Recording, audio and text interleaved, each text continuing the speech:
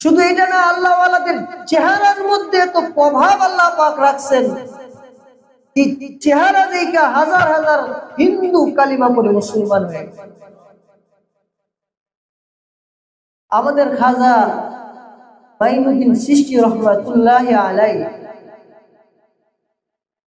ওনার ঘটনা আপনারা শুনছেন। হিন্দুস্তানের মধ্যে খাজা মাইনুদ্দিন চিশতি রহমাতুল্লাহি আলাইহি যখন আসছে, ওনার চেহারা দেখা 50,000 হিন্দু সরাসরি মুসলমান।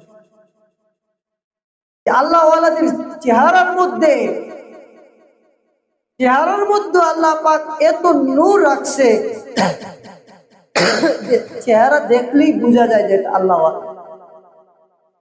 চেহারার দরন দরুন চলন বলন দেখলেই বোঝা যায় যে এর আল্লাহ ওয়ালা। এদের কাছে গেলে আল্লাহ ওয়ালা, আল্লাহকে পাওয়া যায়। আনোয়ার শাহ কাশ্মীর রহমতুল্লাহ আলাইহি রাস্তা দিয়া হাঁটতেছেন, হিন্দু আইসা দেখা কালিমা পড়া হাতে হাত রেখা মুসলমান।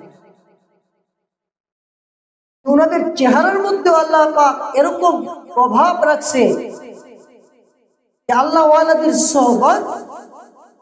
সোহবতের তো আরো বেশি প্রভাব। ওনাদের কাছে গেলে নিজের দিল পরিবর্তন হয়। নজর পড়লে, আল্লাহ ওয়ালার নজর পড়লে, এই নজরের বরকতে আল্লাহ পাক অনেককে ভালোবাসে।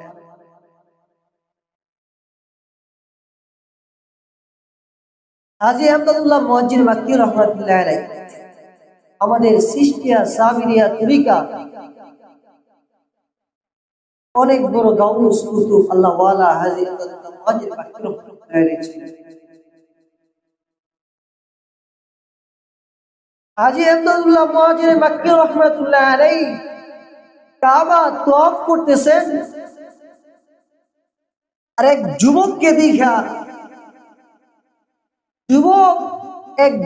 দেখা বলতেছে, যুবক, তোমার ভিতরে তো আমি শহীদ আহমদ বেরলভী রহমতুল্লাহ আলাইহি, শহীদ ইসমাইল শহীদ রহমতুল্লাহ আলাইহি নূর দেখতেছি। সুবহানাল্লাহ।